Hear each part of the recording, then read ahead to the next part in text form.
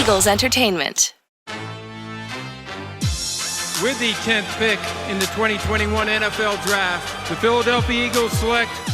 You're listening to the Journey to the Draft podcast.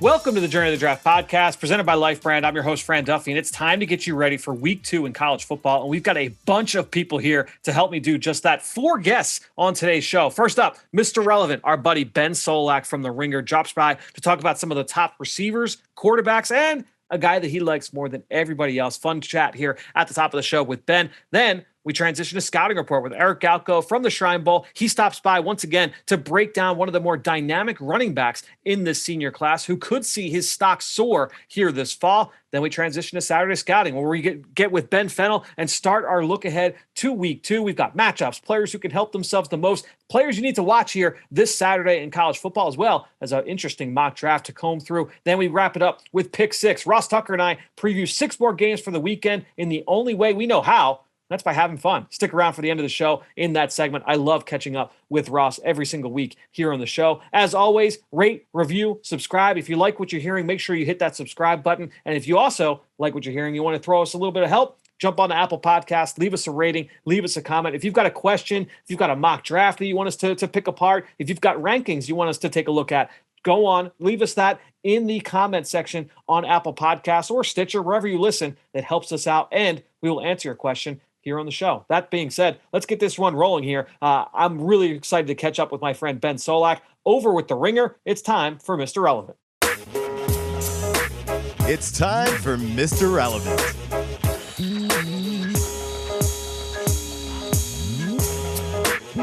All right, well, excited to welcome back to the show for the, 100th time, the 10th time, the 30th time. Who's counting? But the first time since he's been announced as the staff writer at The Ringer, our friend Benjamin Solak. You can follow him on Twitter at Benjamin Solak. I mentioned newly with The Ringer. You can go and check him out over on The Ringer NFL show. Ben, welcome back, man.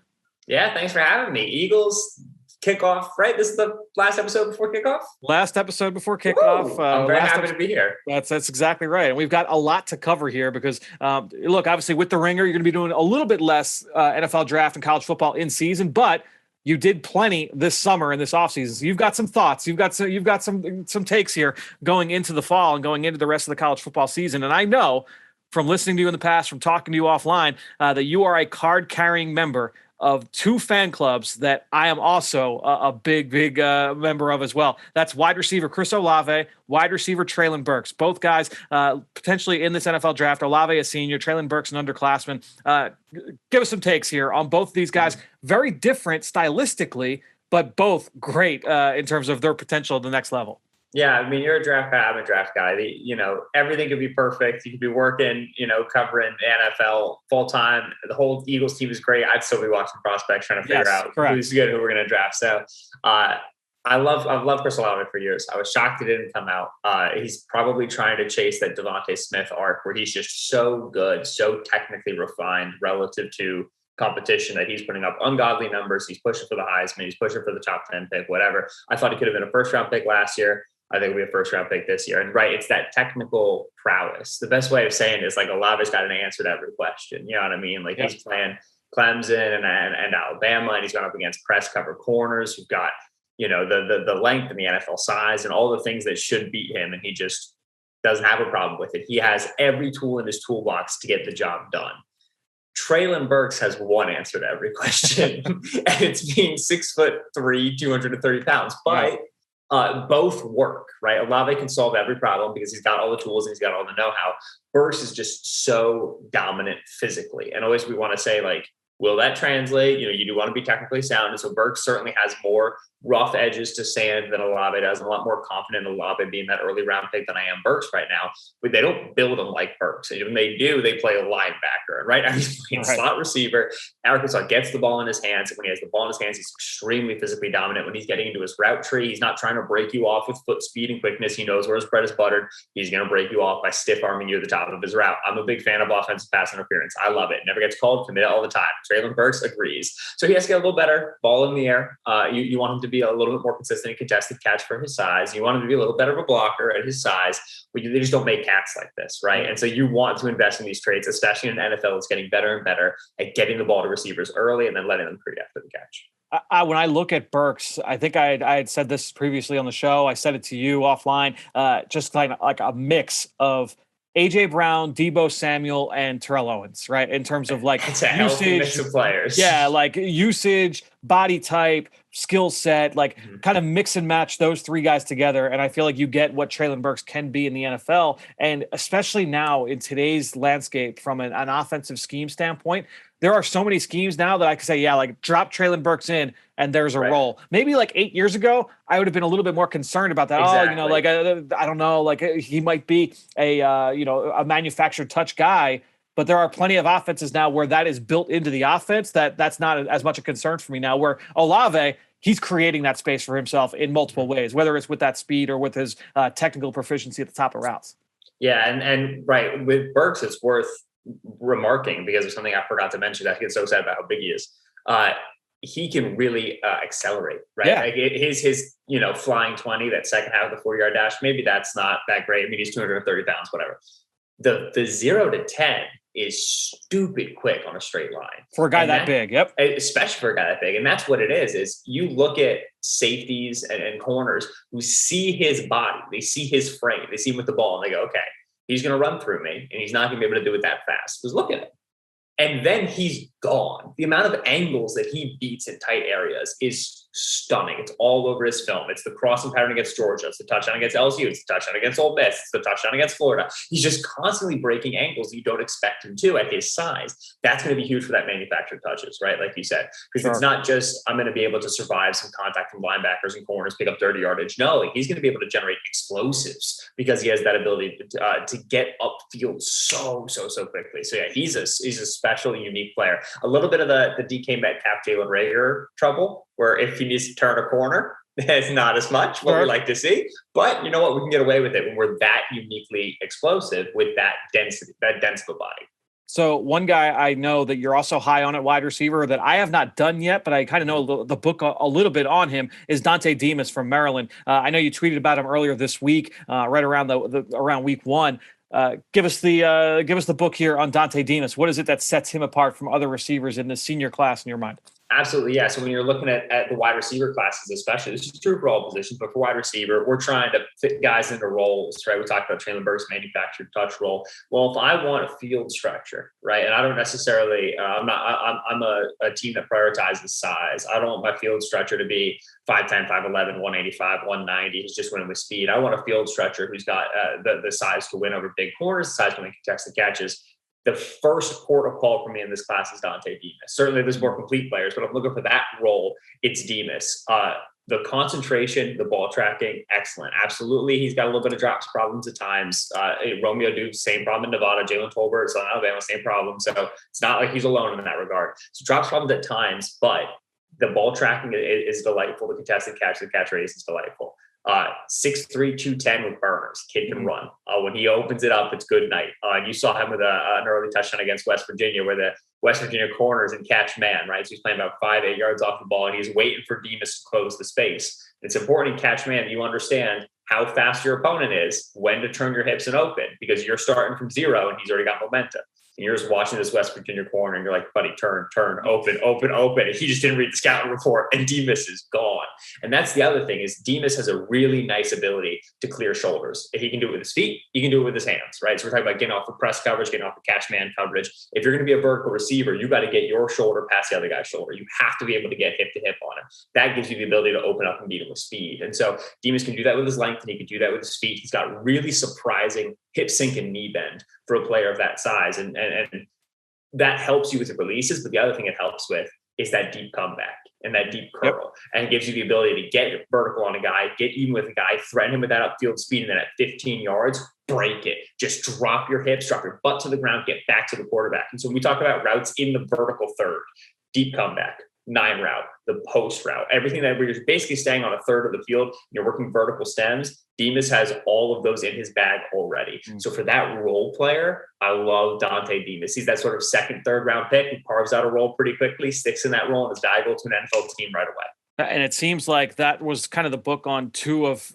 I would say, most people's like favorite mid-day 2, early day 3 sleepers in this past class. Josh Palmer from Tennessee ended up going in the third round to the Chargers, and then De'Ami Brown from North Carolina, who ended up in Washington. I think with both of those guys, you talk about that vertical ability and that ability to weaponize that speed, and that's a separating factor for me. Like, that's why I loved Olavey at such a young age, because not only did he have burners, but he understood how to use those burners. He knew that as a defender, you always had to be respectful of that speed. And now that's when the comebacks and the digs and some of those return routes come back into play.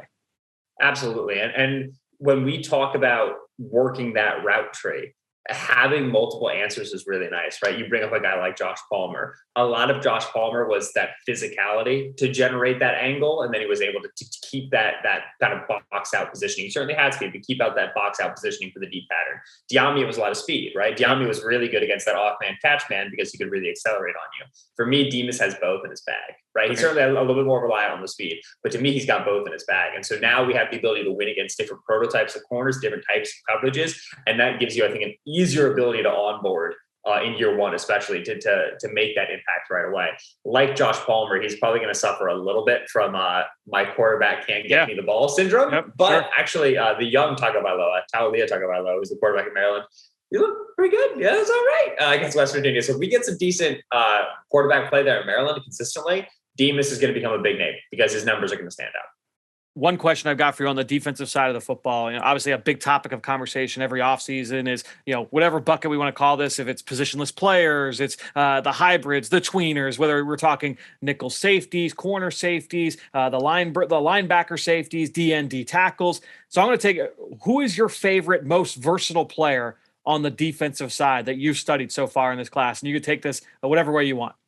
Yeah, and that's the thing is I had like 7 different names, right? Because the absolute correct answer in all cases is Kyle Hamilton, right? The safety out of Notre Dame. He's just the best player ever. He's humongous and he's fast and he's instinctive. He's awesome. We don't want to talk about him. That's boring. Yeah. The other player that's really exciting, well, I'll talk about him a little bit more when you talk about planting my flag, is George Carlaftis. He's more of like a defensive line edge hybrid out of Purdue. So I'll talk about Nakobe Dean, who's the linebacker for Georgia. And if you're trying to figure out who Nakobe Dean was, what you do is just watch the 2 stack linebackers for Georgia are both sick. The one who's super fast, not Nakobe Dean. The one who's wicked physical, that's Nakobe Dean. And so they've got these 2 really, really good prototypes. And Dean's certainly explosive and whatever. But they've got these great prototypes. So they've just got like a little bit of a thunder and lightning vibe back there. They like to bring Dean down onto the line of scrimmage and use him in blitz packages a ton on long and late situations. So I've got explosive into contact, wicked physical for his size. He's a 6 foot 225, and they love to blitz him because of what he brings you off of the edge. It very much is a lot of what people like Jeremiah Owusu-Koramoah out of Notre Dame last year. Now, the big difference is that I think we saw Owusu-Koramoah, get tested a lot more in coverage roles for that Notre Dame defense and the way that it was built and put together. I can't remember the name of the defense coordinator. He's now at Vanderbilt, but the way they used Clark Lee. Yeah, right. The way they used him is a little bit different than the way that Georgia's using Nakobe Dean. With that said, you can clearly see the physical ability to work into more of an overhang role and be successful. And everything that he has as a pass rusher is just cherries on top for blitz heavy teams, Miami, Baltimore, Tampa Bay, Kansas City, because they're going to like this guy on base downs, playing an actual off linebacker overhang role. But when they send him, it's like Jamal Adams, right? Like he legit knows how to rush the passer. Like he knows how to use his hands. He knows how to bend around the edge. He has that instinct to him. And so Nakobe Dean, really, really fun player who might be a little bit harder to see how it works, takes a little bit more time when he gets into the league, but the body type is clearly there, the play style is clearly there. You teed this up earlier, so I'll just follow this up with you. Who's the guy you're higher on than everyone else? I want you to plant your flag on a name here. Yeah, so George Karlaftis. So the freshman season, 2019 out of Purdue, he's a West Lafayette native. Tremendous recruiting job by Braun to keep him in the building. He's one of the best defensive recruits that Purdue's ever had. He walks out as a freshman and just starts big boying Big Ten offensive tackles. That's not how that's supposed to go. That's a regular for like Ohio State edges. It's just very regular for Purdue edges. He's now listed at 6'4", 275.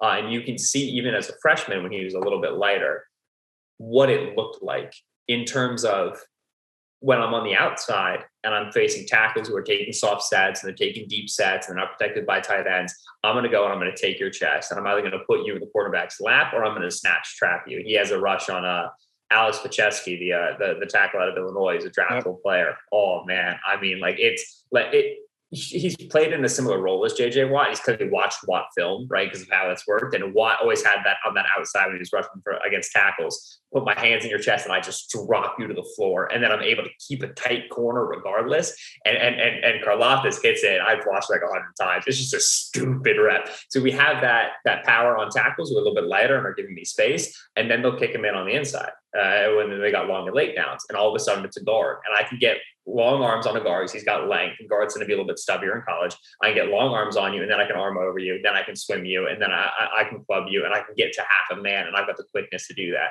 So he's that sort of player who has solutions for when he's lined up outside, he's lined up inside. And so Purdue will like stand him up as a 9-tech on second down and then play it was like a hand in the dirt 4-eye on third down. And he's got pass rush ability from all those positions. Missed most of 2020. Purdue had a lot of COVID problems. It simply was not the same season. A mulligan for a lot of people. And so it wasn't exactly what you want to see in terms of following up such a dynamic freshman campaign. But in 2021, you expect things to be a lot more standard. He's had multiple years now to really clean up and sharpen some of the pass rush arsenal, add some more tools to his belt. But this body type and the explosiveness that you saw as a freshman is just really, really fun. And so I'm very excited. To me, this defensive line edge class is great. Kayvon Thibodeau's at the top. And I think DeMarvin Leal out of Texas A&M is more of an interior defensive player, even though he kind of gets some edge reps. I think he's number 2. Number 3 for me right now is Carlaftis out of Purdue. It feels like in most mock drafts right now, Carlaftis is in that like 22 to 28 range, like somewhere in there. Mm-hmm. And he just screams of a guy that by the time we get to April, he's more in that like 9 to 15 range. Right. And we're talking about like, yeah, he gets there with like Myjai Sanders out of Cincinnati, out of Aronson, out of Georgia. And the thing is, all 3 of them get called like good athletes, right? And like I love Aronson, he's great. But I think when it comes to testing, they're all going to test like great athletes. Just one of them is going to be carrying 20 more pounds than the other 2, right? And that's really where you're going to see Carlaftis. To me, is more than a great athlete. He's really quite special. He's a really good player. All right, so follow me here. Last question. You are based in Michigan, Detroit, biggest city in Michigan, the Motor City. Who is the quarterback that revs your engine the most? Doesn't necessarily mean the guy that's going first, although that might be the case. Who is the guy that gets you most excited as we sit here with still pretty much a full college season out in front of us? I absolutely thought that was going to be they need a new quarterback. Derrick Goff's probably not going to hold that job segue, but no, I appreciate the rev your engine. Yeah, I mean, like, so I think Spencer Rattler's all that in a bag of chips just in terms of the physical ability, right? Like he's one of those quarterbacks you love to watch because he just breaks the rules, and it's those no, yes plays, right? We're like, what are you doing? Holy smokes, that was awesome. And obviously it was a little less of the holy smokes that was awesome, a little more of the no, what are you doing against Tulane? That's kind of the book on him right now. It's how much knucklehead can he get out of his game before we kind of get to draft cycle. So I love him. He's a lot of fun. But to me, the player who I get the most, like, Zach Wilson, Joe Burrow, Rise vibes from, right? Certainly everybody's kind of trying to look for that player. That's Carson Strong out of Nevada. Love it. Yeah. And the thing about Strong is there are people who think he's like a one pitch passer. I just don't get that. I love watching his film because he understands what the situation demands and dictates from him relative to coverage, relative to route concept, relative to how the pocket looks. Like, he knows when to throw with touch. He knows when to throw with velocity. He knows when to accelerate his release and change his platform. He knows when to go sidearm and try to go through a window. He understands the little stuff. He understands the nuance. And when we talk about these air raid quarterbacks, they run an air raid offense there in Nevada. The additional reps that they get throwing the football in practice and in games. Strong is a multi-year starter. He's a senior. Those reps tend to make these guys just really natural throwers, right? You think about Gardner Minshew, like, he is not a great arm and he's not like that great of like a real processor. He just is a natural. He just understands how to get the ball to his receivers. He gets so many reps, it just becomes internalized. And so he's such a good all-around thrower. I'd like to see him move in the pocket a little bit. Sure. Maybe slip a sack or two. Certainly in an era in which we care so much about quarterback creativity, that's going to be a dig on him, especially when you start talking about that Burrow-Wilson rise and what those guys did outside of the pocket. But Strong, I mean, that they opened against Cal. He made just NFL throw after NFL throw after NFL throw against one of the better defensive coordinators in college football, and Justin Wilcox. That to me is just box check. Like, he has the NFL caliber answers as a thrower. So I love the arm. I love the polish. Strong's just a really fun player to watch, and a quarterback that I think is going to rise because of his ability to throw the football. Really excited to hear you say that. I loved watching him on film over the summer. We've had numerous people on over the last few weeks, and I asked that question, who's a guy that could rise? Greg Cosell just a couple weeks ago said Carson Strong was his guy for that category. Always good to be with Greg Cosell on the hill. That feels nice. Yeah, especially at that position, for sure. Well, Ben, this has been awesome. Everybody make sure you're going and following Ben and his great work at Benjamin Solak on Twitter, over at The Ringer. Ben, thanks so much, man. We will talk to you again soon. Of course, baby. As the Eagles social promo said today, go Birds. Go Birds. Dim those lights. We're headed to the film room for the scouting report. Well, excited to welcome back to the show the Director of Football Operations and Player Personnel at the Shrine Bowl, my friend Eric Galko. Eric, welcome back, man. I appreciate it, man. We're past week 1 now. We had week 0 and now week 1, but we're getting there in college football. Yeah, we're going to try and enjoy every week as it comes, for sure. It was a great slate of games this past weekend. A little bit less on the prestige scale here for week 2, but that doesn't mean there isn't going to be some great games here this weekend. And I want to focus in on a guy that had an outstanding performance in week 1, his first year as the foundation back, I guess the lead ball carrier for that Tigers offense. That's Missouri's Tyler Beatty, a senior. I want to ask first, how did he pop on your radar? Because I know he was a guy that has been quietly making plays, in the periphery for Mizzou for the last few years. Yeah, early in 2020, watching Larry Roundtree and watching his plays and watching the whole team's games. They had an offensive lineman last year, Larry Borum, so watching all Missouri's offense. And I kept checking, is that Larry Roundtree? No, that's some other running back. I couldn't figure out who it was, and it was Tyler Beatty. I thought his explosiveness as a third down, change of pace bag last year. I'll tell you, friend, we actually had the same grade if they had both in last year's draft on Roundtree and Beatty. That's how and then Beatty maybe a little bit ahead, just because he was so explosive, dynamic, got to the backfield, that we had him as a guy absolutely to watch. First game of the year, and he didn't disappoint in week 1 of this season.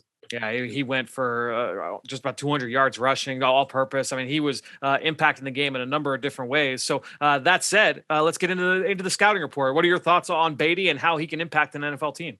Yeah, first off, I got a chance to go to Missouri this summer and go to the Missouri program, and they spoke so highly of him as a person, as a teammate, as a leader. 3.94 GPA, really a program building type of player. And then on the field, tough, well-built runner with outstanding twitch, quickness, burst to finish big plays at the second level. He's a great outside runner where he can kind of cut back and take advantage of plays in the middle. But really the part where I get most excited about a running back like him is extremely confident out of the backfield as a pass catcher, can line up at receiver and get separation. I think he's a complete third down pass catching running back who's added some weight clearly this year and has a lot of explosiveness in the interior. And I think he could be a 3-down complete back, but also has really impressive Michael Carter-like receiving out of the backfield ability. And Michael Carter, high draft pick a year ago. Yeah, and it's interesting. Michael Carter, one of those guys that split time, obviously, with Javonte Williams in North Carolina. Yeah. That had been Beatty to a lesser extent. He was more of like a pure change of pace back for Mizzou. Now getting a chance to see him in more of a primary role. I mean, that could be the scenario there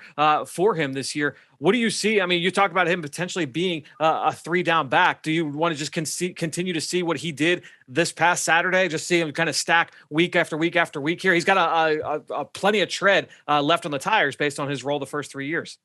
Yeah, certainly want to see him in more robust SEC play, right? See how he can make plays when they aren't there, which what he does at a really high level, did a great job this past week. But hey, when the linebacker or defensive lineman closes down the gap, is he going to bounce outside and get 2 or 3 yards, or can he make a play when a play is not there to be made? I think if he can show that, I think we're already talking about a running back that could be a top 100 guy if he kind of trends the way he's going. But that's the kind of play where, hey, if you can be a pass catcher in today's NFL, they have the bulk to play on the inside, but if you can make plays when they aren't there, that's what NFL teams get really excited about as a running back prospect. And I think if he can show that against the bigger, more talented SEC defenses, maybe not quite Georgia, Alabama, but defenses like that in the SEC, that can make a huge difference for him. And my last question for Eric, when you look at running backs, obviously, look, if Beatty is able to hit that ceiling this year as a 3-down back, you're talking about top 100 pick, like you said. Let's say that he falls a little bit short of that, and you're looking at more of what he had been early in his career, which is a change of pace back, can impact on special teams, and as a pass catcher out of the backfield and be a playmaker in space. How do you view that type of change of pace back versus maybe more of how Roundtree was viewed coming out, where he was kind of like that dirty yards runner, work between the tackles, not overly dynamic? How do you kind of juxtapose those two different types of backs that are down on the depth chart? Yeah, I think for the guys that are the first, second down power runners, can work on the inside, the Larry Roundtree type of players, and Larry Roundtree's a great player as well. Those guys are easier to find in terms of the NFL. Again, I don't want to diminish Larry Roundtree, but those guys are every year they can be really tough inside runners. But it's the pass catching ability, the dynamic ability on the outside. And again, Beatty has run routes as a receiver. I think he's really adapt there. Is that, hey, those guys, James Whites, right? There aren't that many James Whites in the NFL. I'm not saying Beatty can be that, but that type of player, you're still going to top 5 round draft pick for sure. And a guy NFL teams want. And again, we look at Michael Carter a year ago. Can he be a 3-down back? I think so, but maybe not in the NFL. But if he's just a 3rd-down guy, that's still worth being a top 100 pick because it's so valuable in today's NFL. So I think Beatty, he's on the right track, no matter how he plays against better competition, to still be an early round draft pick, just because his skill set is still so coveted by NFL teams right now. And again, that ceiling of a top 100 player, top 5 running back in this draft class is not unattainable for Tyler Beatty. Yeah, and that's why I wanted to make sure we kind of hit on that specifically, because people get so wrapped up in positional value and just say all running backs are the same, all offensive linemen the same. I think it's important to kind of differentiate the different roles that a guy can play in the back. Running backs matter, man. Running backs matter. No question. You do not. You're preaching to the choir there. Eric, this has been great, man. Thanks so much for joining us once again on the Journey of the Draft podcast presented by Life Brand. We will talk to you again next week. Thanks, Fran. The Philadelphia Eagles, a new era, introduced the Fly Collection, an elevated, boldly branded apparel capsule with streetwear appeal that's different from your standard Eagles fan gear. The collection sees bold new graphic expressions of the Eagles brand on apparel essentials like hoodies, t-shirts, jackets, and headwear. The designs are kept simple, mixing fresh, modern branding alongside bold punches of color, available exclusively at all Philadelphia Eagles Pro Shop locations and the team's official online store. Learn more and view the entire capsule at philadelphiaeagles.com/fly. It's time for Saturday Scouting.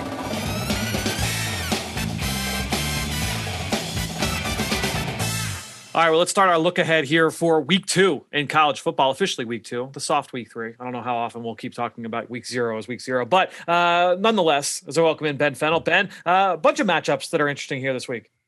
Yeah, a bunch of interesting out-of-conference ones. Ohio State, Oregon, Michigan, Washington, Iowa, Iowa State, rekindling that rivalry. They didn't play last year. They played 2019. Texas, Arkansas.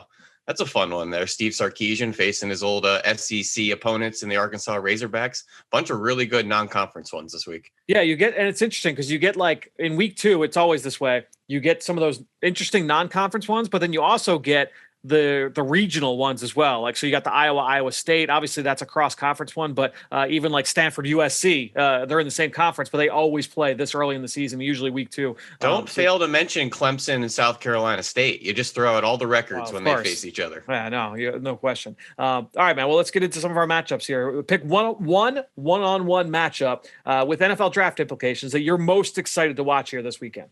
Well, I'm going to go with this unique Michigan Wolverine matchup against the Washington Huskies. Unfortunately, got upset last week to Montana, but I want to see left tackle Jackson Kirkland go up against Michigan defensive end Aiden Hutchinson. Hutchinson, who actually got Dane's game ball last week for his dominant performance, powerful, relentless, versatile up and down the line. But I want to talk more about Kirkland. And, he's a technically sound guy. He's quick. He's agile, has almost flawless hand movements and hand technique. He's efficient, he's effective, he's functional, but he's just not the most explosive player. He's not the most powerful. He doesn't have a whole lot of tools and traits. He's not a mauler. He's not a finisher, but he's just so technically sound. Aiden Hutchinson, he's a powerful, get after you type of guy. So I think it's a little bit of a clash of styles and philosophies of I don't want to say a finesse tackle, but one that definitely relies more on his quickness and agility and being technically sound. And Hutchinson's going to try to go right through him. Yeah, Hutchinson is Really impressive player, man. I mean, we talked about him a little bit offline. Obviously, we've talked about him here and there. We got Dane's thoughts on him, but just Hutchinson in general. Like, how impressed are you with this guy, and what do you view his stock being overall by the time we get to April? I kind of said right after the podcast last week, and I had no problem saying he showed me some flashes of J.J. Watt. Now, J.J. Watt played at Wisconsin, 285, 290, much longer of a player. But Hutchinson's not too far behind. He's more in the 275 range, not quite as long. JJ was obviously a freak at 6'6" with the long limbs, but that style of player, and I really mean that, Fran. Yeah, I think he's a really, really impressive talent. I'm going to go a little bit under the radar here with mine. It's a game that I don't even think it's on television. I think it's on a digital property, ACC Network Plus or something like that. But Virginia Tech versus Middle Tennessee State. Now, the first player I want to hit on here is James Mitchell, the tight end from Virginia Tech, who I think is really versatile. And I think when you look at his skill set, his ability to impact both the run game and the pass game, that's always going to play well with NFL evaluators. He's 6'3", 242, so he's a little bit undersized. I comped him to a Charles Clay. He was a guy that I think when you look at his ability to track the ball downfield and make tough catches, that's a plus. Good athlete across the board. He could be a movable chess piece. That's a plus. Good speed to get down the seam. But then also as a blocker, good understanding of angles. He's a really good blocker in space, loses slowly as a point of attack, like play side blocker, and you like to see that. But also, he was given jet sweeps. He was used in the run game as a ball carrier. He actually scored 5 touchdowns as a power rusher between 19 and 20. So when you talk about his versatility, I think that plays really well. And then you go to safety Reed Blankenship here with Middle Tennessee State. Went back as a super senior, 6'1", 200 pounds. I think when you're looking at Mitchell, he's probably, when it's all said and done, like in that mid to late day 2, potentially early day 3. Blankenship, you're looking more as like a mid to late round type of prospect. But I really like Blankenship. Number one, he's played a ton of football. I mean, coming into the season, just shy of 3,000 snaps on defense. Like, he has played a ton for the Mocs. But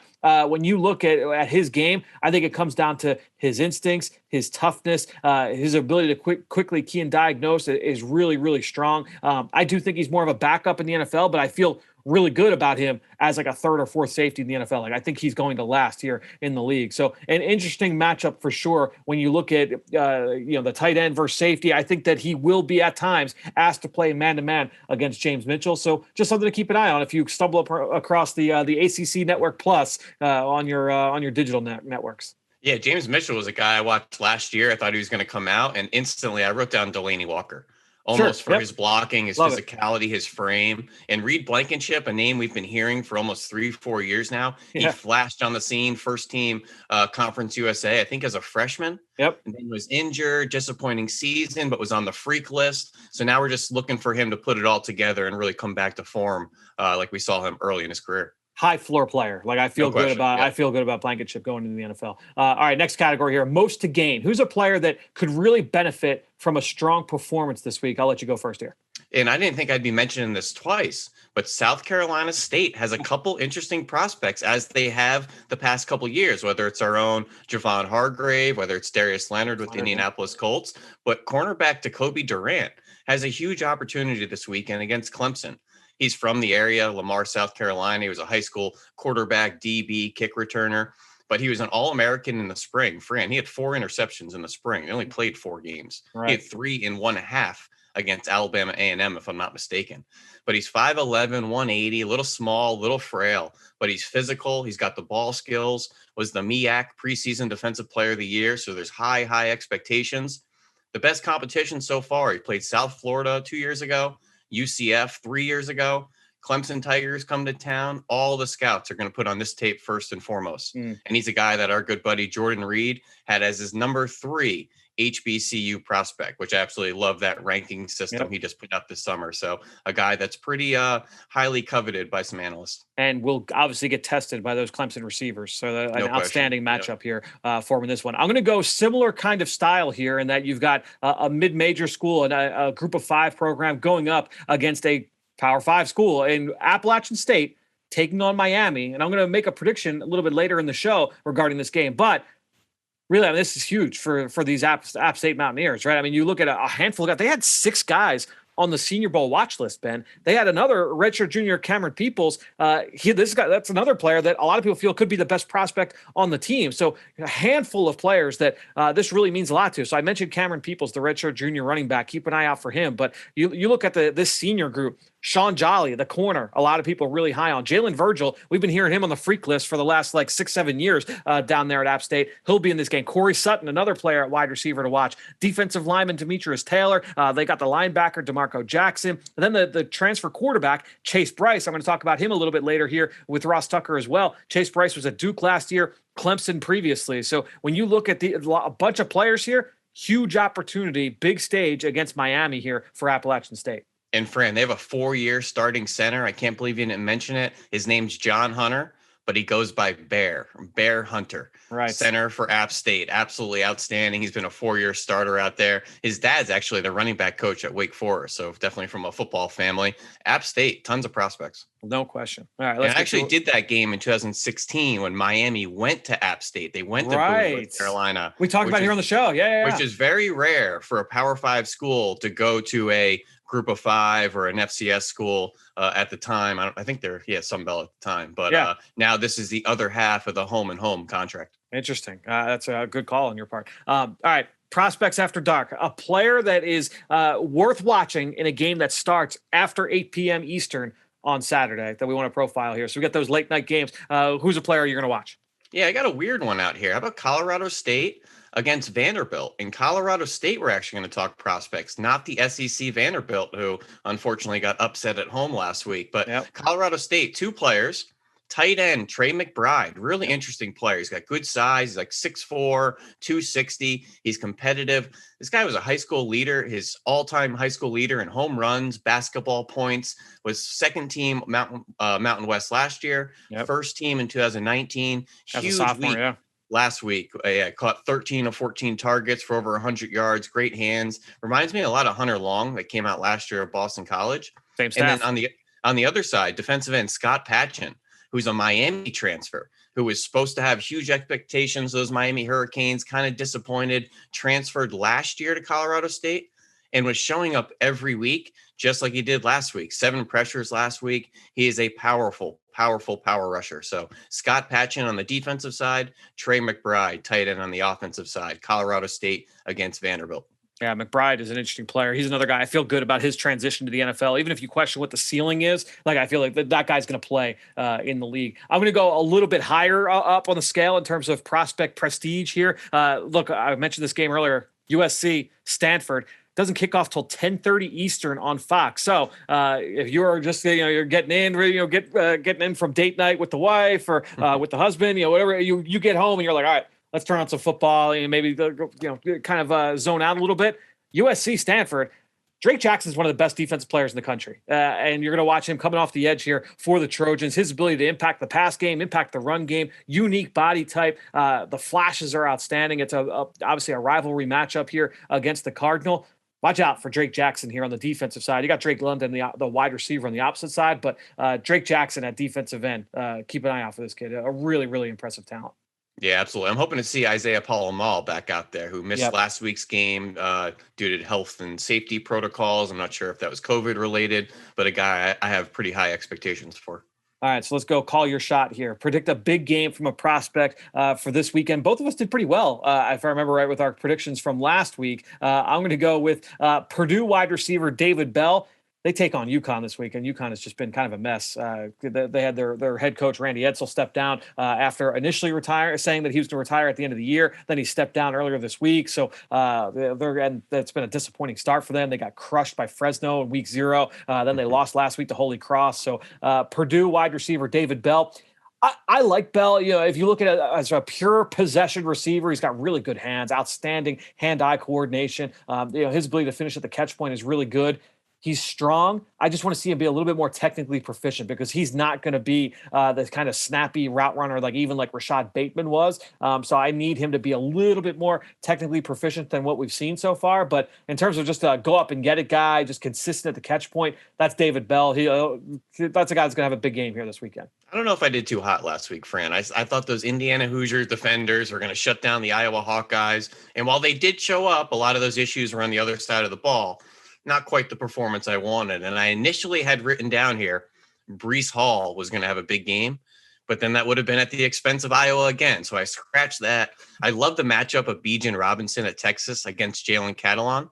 But I don't know who's going to win that matchup. They're both really good players. Catalon had a huge week last week with 2 interceptions. So I'm going to take some more low-hanging fruit here, if you don't mind. Yeah. I'm going with the whole offensive side of the Kentucky Wildcats. I cannot believe you love this group. I cannot believe they're not ranked. I think they're going to absolutely steam through this Missouri defense this week. That's Darian Kennard, Wan'Dale Robinson, Will Levis coming over from Penn State, Chris Rodriguez, LSU's left tackle, Dari Rosenthal started last week at left tackle. He looks more than okay. They are nasty up front. They run the ball. They work play action down the field. They got an excellent gadget receiver in Wan'Dale Robinson coming over from Nebraska. All these transfers are in here now. I think they got something cooking out here. They're 1-0. They look good so far. Look out, Missouri. You better show up. And Missouri allowed quite a few yards on the ground to Central Michigan last week. Yeah, there's always a feisty team in the SEC that's like, all right, they're not going to beat the big dogs, but they're going to like put up a fight against everybody else.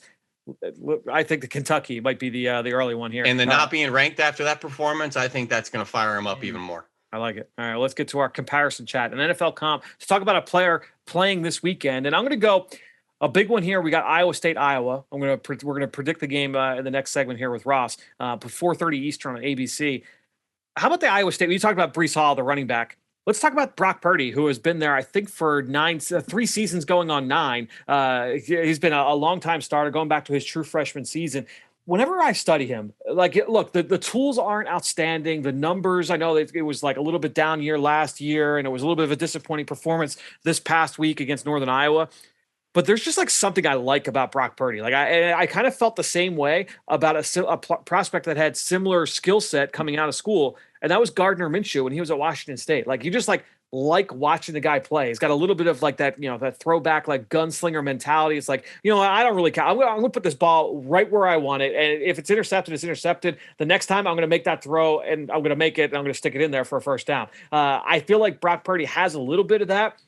You want to cut down on some of these turnovers, but I think that Brock Purdy, he's got a skill set to stick in the NFL, at the very least as a backup. I think he's got a little something to him. Yeah, and it's funny you mentioned those two. I actually saw them face each other in the 2018 Alamo Bowl, working for ESPN. So that was a fun little matchup out there. All right, give us who's your comparison here? All right, so I'm going to go. I wanted to talk about somebody in this Oregon-Ohio State game. There's too many prospects to ignore it. I can't believe we've gone this far to not mention anybody. But Verone Mckinley III on the back end, he's a redshirt junior at this point. He's been playing for 3 years on the defense, had a huge week last week. He reminds me a lot of Devin McCourty.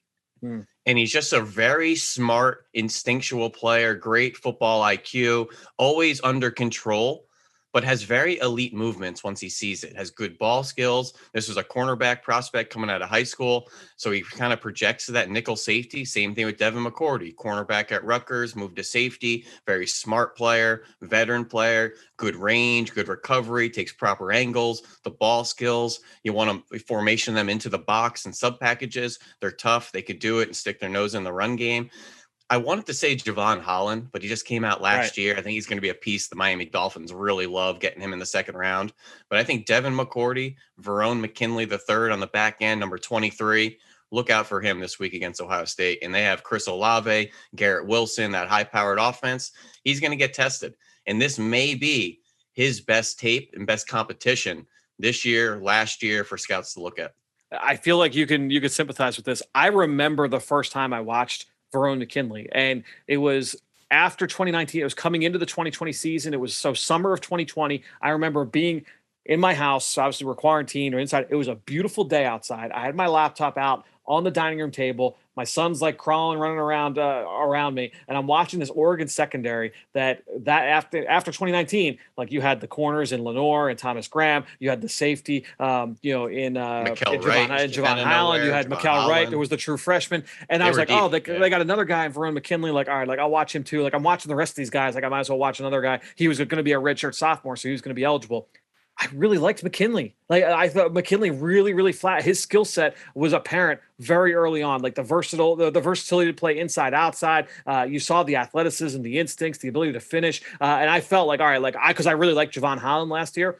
all right, McKinley's going to step right in for Holland, and that's the role that he's going to play once Holland moves on. McKinley's a really, really fun player, so I'm glad that you brought him up. Yeah, McKinley had a huge redshirt freshman season where he had 4 interceptions, awesome. Was a full-time starter as a redshirt freshman with a deep veteran secondary. Oregon would just say embarrassment of riches in the secondary. That's the one. I took it. I took you home. All right, so let's round this out with our mock draft roundup here. We're going to pick a mock draft every single week and just go poke through it. Now we'll see who they've got the Eagles taking and some other interesting selections here.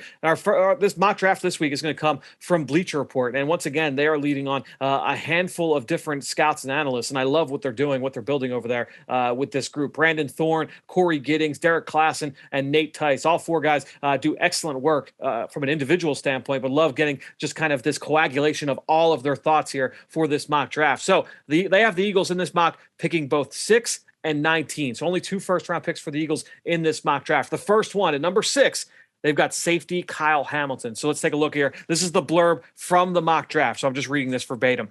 Value in the draft resides at the intersection of available talent and team need. Hamilton is one of the nation's most gifted prospects, despite playing a non-premium position where the Eagles could have a major void at safety next offseason. Hamilton is a big safety with the athletic ability to play at all 3 levels, although he's at his best when he's closer to the line of scrimmage, Giddings said. He uses his length well when taking on blockers, covering tight ends, and has the physicality to show up in the run game. Both Rodney McLeod and Anthony Harris are scheduled to become free agents after the season. Furthermore, both will be 31 or older in 2022. If the Eagles end up selecting 6th overall, that could mean that they consider a quarterback because a poor season would not reflect well on Jalen Hurts. At this point, the 2020 second rounder has yet to prove whether he's a long-term answer under center. If the team thinks Hurts is a capable starter, it can invest its selection in a dynamic defender, and hence the pick here of Kyle Hamilton. So, Ben, thoughts on Kyle Hamilton there at 6 overall? Well, there's a lot of high-level defensive talent in this draft class. So to see, Thibodeau, Stingley go ahead is probably appropriate. And then Hamilton is going to be right in that 4, 5, 6 range for the Eagles. I would love to see him in green this weekend and maybe take away Kyle Pitts of the Atlanta Falcons. Going to be a tough matchup, who we've called Kyle Hamilton kind of the Kyle Pitts eraser coming up in this class. So he's a really tall, long, rangy safety that you can match up in coverage, play on the back end. He's got good size and run support or run the alley. I mean, he's a presence and a playmaking defender that I think any defensive scheme should be able to find a use for. I think he's a better football player and more ready than an Isaiah Simmons, who was also a first-round pick, went to the Arizona Cardinals. I think every defensive scheme would have liked to incorporate that type of talent and athlete. But I think Kyle Hamilton is a much more ready through and through safety to plug into the NFL game. I think much more what you see from him on film is much more applicable to NFL uses and what he's asked to do there with Notre Dame. Now, what Brent Venables asks out of his Clemson defenders, particularly the safeties, isn't always the most traditional. Right. And I feel like he caters his scheme a lot to some of the skill sets of the players, which doesn't always translate. So they're freak athletes. They're really interesting players, but there may be a little bit of a disconnect with a projected role at the next level. Which, by the way, that works for them, right? That works for them in Clemson. Yeah. It's not their job necessarily to say, all right, we're going to do what works best for the NFL. But I think that 100% agree with you there. And I do think it's interesting too, by the way, when it comes to like Hamilton as like the tight end eraser. And I think we will be saying that a lot, right? But then when I look at his skill set, I go back and read my notes on Kyle Hamilton. Maybe one of the worst things that he does, and it's not that he's bad at it, it's just that he's so great everywhere else. I don't love him in man-to-man against tight ends, against bigger slots. I want him eyes on the quarterback, reading concepts. Like when he's jumping routes in the quick game, he almost had that pick six back last year that I could stick in my mind. I forget which game it was. I want to say it was Wake Forest, but I'm not positive. But the second interception he made the other day, that's not man-to-man. He's making that in zone. I love when he's got eyes on the quarterback and he can just read the whole field and now just go make a play on the football. I love him more in zone than in man. But I'm excited, Fran, that they're going to be back on the independent schedule. So they're removed from the ACC, so you can watch them against a variety of players. They play Wisconsin in 2 weeks, Jake Ferguson. They play Virginia Tech in 4 weeks, James Mitchell. USC a little bit after that, then Stanford again.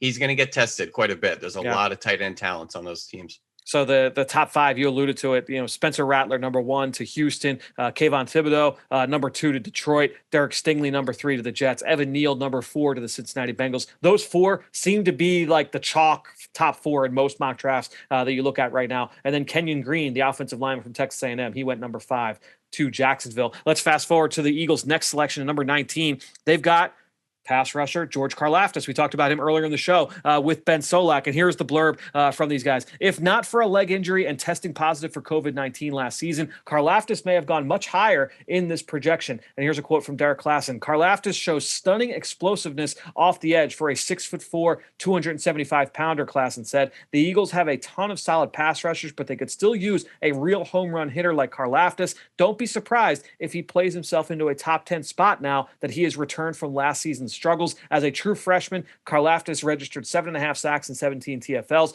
Basically, the DN status is in a holding pattern. He is definitely a first-round talent, but everyone is waiting to see if he'll be the same dominant defender from 2 seasons ago, or if his play tails off. The Eagles continue to build their defense after taking Kyle Hamilton earlier. Much like the Hamilton pick, Carlaftis addresses a potential roster hole since Derek Barnett, Josh Sweat, and Ryan Kerrigan aren't under contract beyond the 2021 campaign. So, Ben, reaction here to George Carlaftis ending up with the Eagles in this mock draft. Yeah, 19 is probably a little later than I think he'll go. I agree. I think we all expect him to kind of get back to his freshman year form, which he absolutely set the world on fire. It was an incredible 2019 season. I was a little disappointed last year, as you had mentioned, with COVID and injuries. So he had an awesome week last week, a lot of pressures, was in the backfield. He's such a good run defender. He's so quick off the ball. He's such a powerful player. He plays through contact so well. And I'm okay that he's a little stiff in the lower half. He's not looking to run around guys. He's a tough power player that's versatile, good on early downs, 3-down player. Another guy that just checks a lot of boxes for any scheme, any defense. So I would love to see a player like this on this Philadelphia Eagles front seven. Just to give people a sense of the players that are going in this range as well, the 2 guys that went before Carlaftis, you had Andrew Booth at 17 to Dallas, also a little bit later than I think we're seeing him in some mock drafts. And then 18, Drake Jackson, the pass rusher from USC that we talked about earlier. He went to the Colts there in that mock. The 2 guys that went after Carlaftis, number 20, Treylon Burks to the Patriots, 21, Tyler Linderbaum, the center from Iowa, to the Tennessee Titans. So, it's 5 good players right there in that range. This draft is interesting, man. I think that not the cliff, but I think there is a line after like those mid-20s where I think that talent level kind of drops a little bit. But when you go through like the top 20, top 22, top 25 of most mock drafts, you're like, there's a lot of good players in this group. And as you mentioned, especially on the defensive side. So I have one last question about this mock draft for you. We'll always kind of throw one spare one in here. One pick from this first round that we don't see often, but that you love that you see the player this high? Who's one guy that kind of stands out? One pick.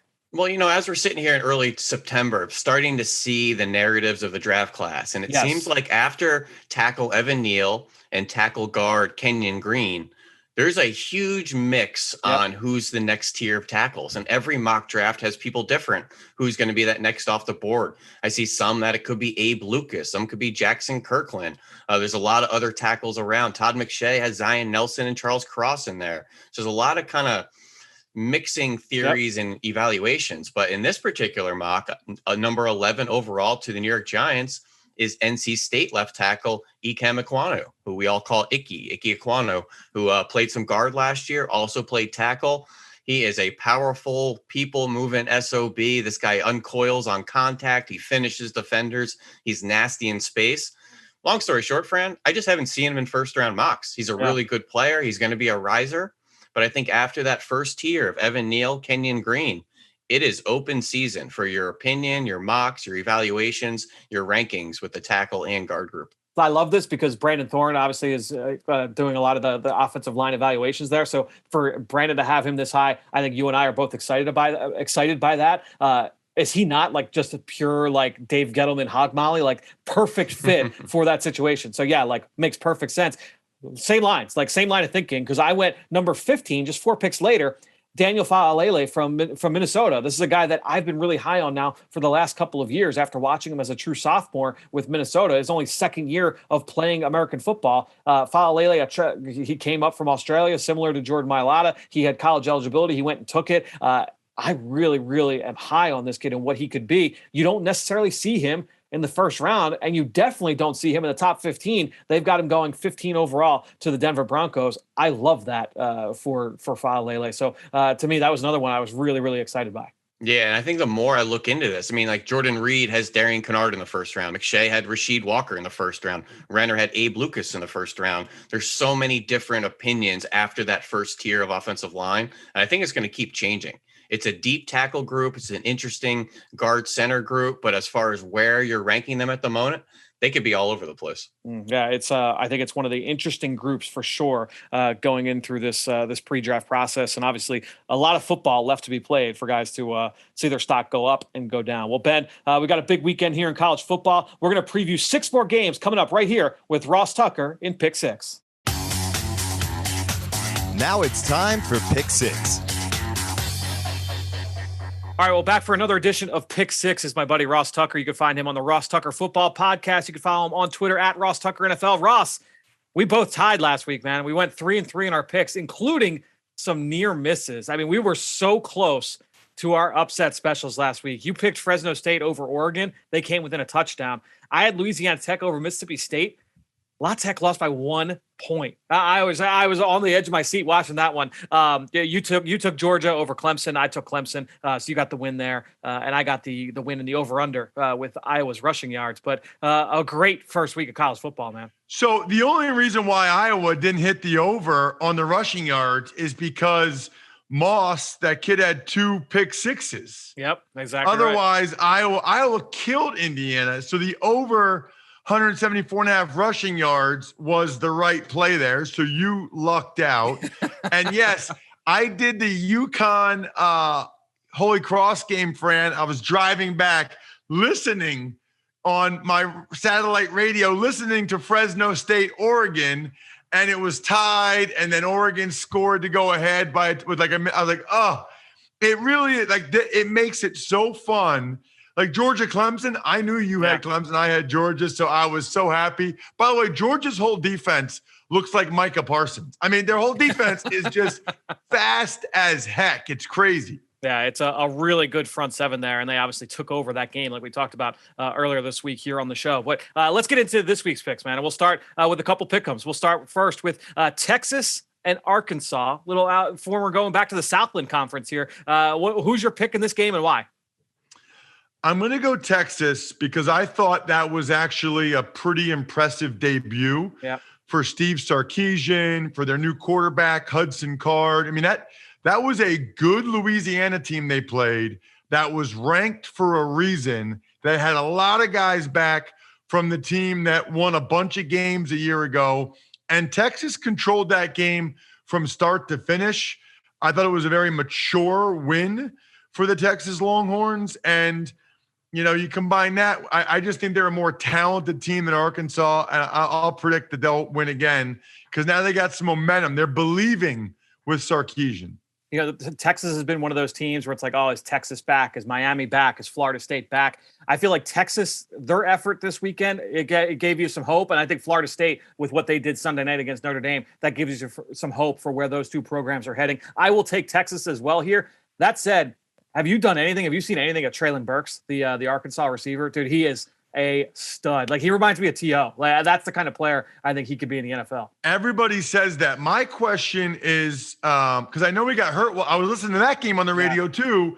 Bijan Robinson got hurt for Texas. I haven't seen, any updated report, but I think Texas wins either way. I agree. All right, let's get to the next one here. Iowa and Iowa State. Who do you like here and why? College game day on site there Saturday morning. I like the Iowa Hawkeyes. Nice. Look, Iowa State was my surprise team coming into this year in terms of like a national championship contender. And maybe they were looking ahead because this is such a big game for them. But Northern Iowa went toe-to-toe with the Cyclones all game long. Iowa looked awesome. They dominated Indiana. The defense up front, both sides of the ball. I understand it's just 1 week. It's college football. Things change, but it's hard to see what I saw on Saturday from both these teams and say, I think Iowa State's going to beat Iowa. I'm going with what I saw on Saturday, and that is the Iowa Hawkeyes. I'm going to lean on your gut instinct coming into the season. I'm going to go Iowa State here. Maybe they were looking ahead, trying to look past Northern Iowa. But I look at Breece Hall. I look at the rest of that Iowa State offense. They've got some guys on defense as well. It's a senior-laden team over there with the Cyclones. But Breece Hall, probably the best player on the field. One of my favorite running backs in this class for sure. His physicality downhill, his vision and patience as a runner, really, really impressive. I like Iowa State here to get this win. It would be a big one, the one they really need. They would really could use one of those statement wins out of conference for sure as they get ready for Big 12 play here in a couple weeks. Let's go to our next one here. Over under. And we're going to look at Ohio State wide receiver Chris Olavey. They play Oregon, maybe the highlight game here this weekend. Chris Olave's career yards per catch is 16.1. Will he be over or under that mark on Saturday against the Ducks? I think he'll be over it. I think he's going to hit a couple big plays against Oregon. Kayvon Thibodeau, his status is up in the air after that sprained ankle. They certainly would need him to get some pressure on Stroud. That's a problem for Oregon's defensive front, which enables Olavey to run deeper routes. It's crazy how open Olavey gets down the field consistently. I think he'll hit a couple big shots against the Ducks. I'll go over. I'm going to take the under here. I really like Oregon's defense. I think when you look at some of the young players, they've got a really fast young front seven. You look at Noah Sewell, the true sophomore, Penny's younger brother. You've got Michael Wright, the junior corner out there for Oregon. Verone McKinley, the redshirt junior safety. He's got a lot of talent as well. It's a really loaded defensive back seven there for Oregon. So even if Thibodeau, who I think is the best player in the country, even if he's not in the lineup, I still like this back seven enough to limit Olavey to, he might get a big play here and there, but keep him under the 16-1. I'll take the under there for us in that one. Let's go to number 4 here. An either or pick in this one. This will be one of those things where it's all right. Who throws more touchdowns this Saturday? We've got a big one here. Miami could really use a win after what happened this past weekend against Alabama, or Appalachian State quarterback Chase Bryce. So you're going to take the Miami quarterback Derrick King, or Chase Bryce, a former Clemson quarterback, was at Duke last year, now down at App State? I'm going to go Derrick King. I just think that they've got more ability both at receiver and on the back end than does App State. That's recruiting. And you'd like to think that would parlay itself into King having more touchdowns. Now, look, maybe he runs for it. Maybe they're able to control the ground. I don't know, but I'll go Derrick King. We are going opposite on a bunch of ones this week, man. This is going to be a huge week for us. I'm going to take Chase Bryce. I like App State here in a potential upset over the Canes. I just look at Chase Bryce. Obviously, both he and Derrick King, very, very experienced quarterbacks. They are battle tested. But I like App State here. I'll go Chase Bryce. Let's go number 5, our high-low. Which number's higher? Just looking at the Michigan and Washington matchup, another fun out-of-conference game here this week. Which number's higher? Aiden Hutchinson's sacks and TFLs, or let's go to the Washington Star corner, Trent McDuffie, his number of interceptions and pass breakups. So Hutchinson's big plays versus McDuffie's big plays. Who do you like here in this one? Yeah, I think it's Hutchinson. He was awesome on Saturday. And I think Michigan's going to try to run the ball a lot. Now that Ronnie Bell's out, I think they're going to run the rock at Washington. Yep. I just don't know how many opportunities McDuffie will get. Whereas I know Hutchinson's going to get a lot of opportunities. So I got to go Aiden Hutchinson there. That's a good call. I like Hutchinson here in this one as well. Have you like watched him and like just done like a deep dive on Hutchinson at all? Man, he is, or I'm sure you got like a story about him from recruiting. He is really, really impressive on film. I haven't done a deep dive, but I've seen some clips. He looks really good. I mean, he certainly looks better to me than Kwity Paye ever did. Right. And Kwity Paye was a first-round pick, so I think he's a better, more productive player. Well, let's get to our last one, our upset special. One big upset for this weekend, Ross. We both came so close in week 1. What do you got here for week number 2? So there's a couple different ones, Fran, I debated. And I love trying to pick the upsets, by the way. Yes, it's one of my favorite things to do. There was a couple different ones that I could have gone with, and I'll just talk through it with you. I thought about Buffalo over Nebraska. Sure. Real hard. Yeah, sure. Real hard. But I'm ultimately going to go Toledo. Oh, I'm taking Toledo nice. I thought about over this. Notre Dame. Only people watching Peacock will see it because the game's on Peacock. Toledo's got a really good team this year. They're talking about it being one of Toledo's best teams ever. Notre Dame plays an overtime game on Sunday night. Now they got to come back, but they're feeling good about themselves. They won. I think Notre Dame is ripe for the picking. I am taking Toledo to pull off this win. I like it. And by the way, but we all know that Kyle Hamilton, the safety from Notre Dame, is a stud. There is a player on Toledo's sideline who is very, very similar in Tyson Anderson, the senior safety for the Rockets. He's built very similarly to Hamilton, similar skill set. Obviously not the pros. Kyle Hamilton's probably going to go top 5, top 10. I don't know that Anderson's going to go that high, but just a guy to watch there for the Rockets. I was very close to picking that one. That said, Ross, I did pick another MAC team to get an upset. I'm going Ball State over Penn State this weekend at Beaver Stadium. Now, look, I've been to Beaver Stadium as the visiting team a handful of times, okay? It is a hard place to go in and get a win. So how do you do it? Number one, turnovers on defense and big plays on offense. And I look at Ball State, they can do both. They've won 8 straight games, Ball State, going back to last year. They're the defending MAC champs. They returned basically everybody. They pulled the Tampa Bay Bucks. They've got 20 starters coming back from last year's MAC title team. The wide receiver there for the Cardinals, Justin Hall, this guy is explosive. 5'9", 186 pounds, career-leading receiver in school history. That defense, they return a ton of production, and they were one of the best in the country last year at creating turnovers. They had 17 in 8 games. Penn State didn't turn the ball over last week against Wisconsin. We talked about, though, how we expected them to lose that turnover battle because of their issues with ball security a year ago. So I look at Ball State coming in here. They've got the formula for success. Don't get into that early hole. I'm going to look at the Cardinals. I think back, remember Ohio U upset Bill O'Brien in his first year there at Beaver Stadium. Well, maybe it happens again here. Some action is coming to Beaver Stadium's doors here, Ross. I understand. Look, I did 2 Ball State games last year. Right. They have some good corners. They have a heck of a quarterback in Drew Plitt. Yep. I think I'm not sure they're going to be able to hang up front, both sides of the ball. I was really impressed by some of the things I saw from Penn State's defense in general, front 7 in particular. The Temple transfer, it's going to be a killer for you, Fran. Ebikite, he's a stud. And Penn State's offensive line with Noah Cain, and then their receivers, Dotson. And Penn State played much better in the second half against Wisconsin. I see it, though. It's basically the same logic as mine with Notre Dame, coming off a big emotional win. So I can see that. I considered that one as well, but I think Penn State gets it done. Did Justin Hall stand out to you when you did those couple games last year? I know I have not done the deep dive, but he's flashed and obviously he's been very productive. No, he's a stud. He's a stud. They try to get him the ball. I don't know who the running back is because Caleb Huntley left for the NFL. He's with the Falcons. So I don't know. Huntley really helped them last year as a banger between the tackles, although I don't know how much of that they'd be able to do against Penn State anyway.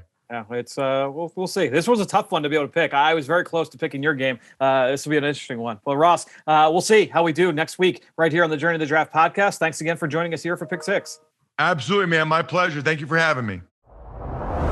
Well, great stuff there from Ross. Love catching up with him every week here on the show. Hope you guys enjoyed this week here on the Journey of the Draft podcast. Why don't we do it again next week? Myself, Dane Brugler, Ben Fennell will be back with another member of the Eagles scouting staff. You guys haven't been checking out our scout stories. Make sure you are subscribed and you will get these episodes sent to your mobile device each and every week. That said, have a great weekend. Enjoy college football. We'll be back right here on the Journey of the Draft podcast presented by Life Brand.